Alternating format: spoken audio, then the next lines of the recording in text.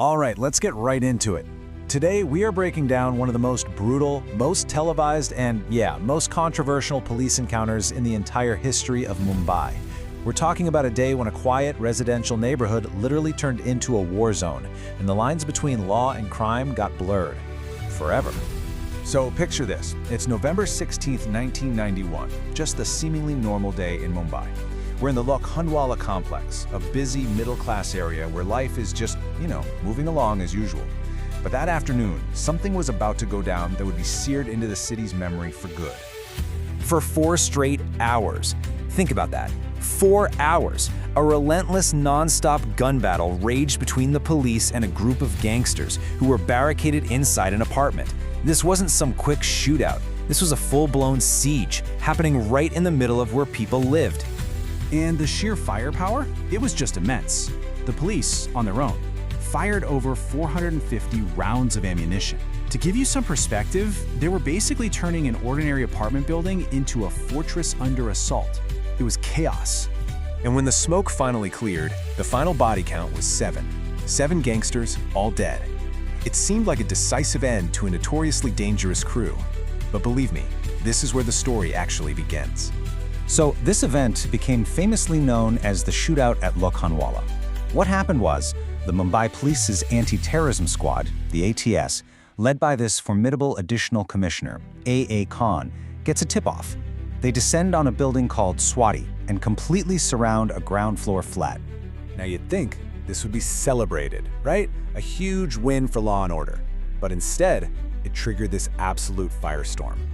There was a huge public outcry, accusations that the whole thing was set up, and even official inquiries against the very officers who led the operation. So what was it? Why did this one shootout become so incredibly infamous? Well, to understand that, we've got to rewind a bit and meet the man right at the center of it all. His real name was Mahendra Dolas, but in the underworld, everyone knew him as Maya. He grew up poor in Mumbai, and from a really young age, he was just fascinated by the power, the money, the whole allure of the criminal world. He basically turned his back on a normal life to chase that. But Maya wasn't a solo act. He formed this incredibly powerful partnership with a guy named Dilip Buwa, who was his complete opposite. I mean, Maya was just pure fire, super aggressive, foul-mouthed, always hungry for more power. Buwa, on the other hand, was like water, calm, quiet, but absolutely lethal. He was a sharpshooter, a master with an AK-47, which was a huge deal back then. Together, they were a terrifyingly effective duo. So after their original gangs got wiped out, often in police encounters by the way, Maya and Buwa needed a new home, and they found one. They joined the most powerful criminal organization in the entire city, D-company, run by the one and only Dawood Ibrahim, who was on a mission to control all of Mumbai's underworld. Maya and Buwa quickly became his top enforcers. But here's the thing about an alliance built on pure ambition. It's pretty much guaranteed to crack. And Maya Dolas, well, he wasn't content just being a soldier. His own hunger for power, that explosive temper of his, it started creating some serious friction with his new boss. It was all building up to a point of no return. It all happened in stages. First, Maya started running his own extortion rackets on the side, completely disobeying Dawood's orders. Then, he started cutting side deals, taking money directly from people that Dawood had his own arrangements with.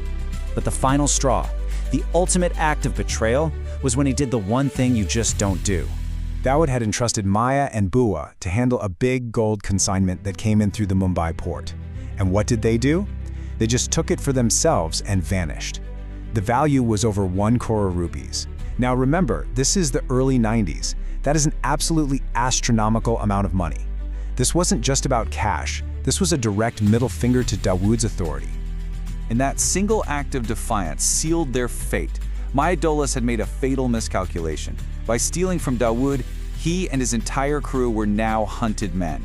They were wanted by the police for all their crimes, and now they were also wanted by the most powerful underworld empire for their betrayal. Which brings us right back to that day in Lokhandwala. A.A. Khan, the police commissioner, he'd been hunting this crew for months, and then all of a sudden he gets a call, a tip-off. Maya Dolas, Dilip Buwa, and 5 of their guys are all holed up in flat number 5, Swati building. Khan knew right away this was his chance. The operation was launched fast, but man, it got chaotic. The police showed up in plain clothes, surrounded the building, and the first team just stormed the flat. Gunfire erupted instantly. Within just a few minutes, 2 officers were already down, injured. And then something totally unprecedented happened. The media arrived. And for the very first time in history, a police encounter was broadcast live on television, turning the entire city into spectators of a real-life gun battle. The fight was incredibly long and vicious. When it was all over, the scene was just brutal. Maya Dolas's body was reportedly riddled with over 100 bullets. That's not an encounter, that's a message. And with the battle over, the real war, the war of narratives, was just getting started. In the aftermath, as all the smoke cleared, some really uncomfortable questions started to pop up. Questions that honestly still hang over this event today and cast a long shadow on the official story we were all told. Okay, so first up, a major bombshell. One of the 7 men killed inside that flat, he was identified as Vijay Chakor, a Mumbai police constable.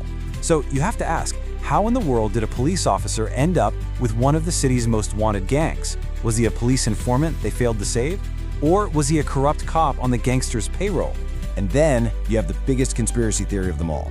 Did Dawood Ibrahim, furious over the betrayal, use his connections to tip off the police? In other words, was this a state-sanctioned hit? Did the Mumbai Police, knowingly or maybe even unknowingly, just do D-company's dirty work for them? And finally, of course, you can't have a story like this without the money. There were rumors swirling everywhere that a massive sum, 70 lakh rupees, was recovered from the flat. But that money, it never made it into any official records.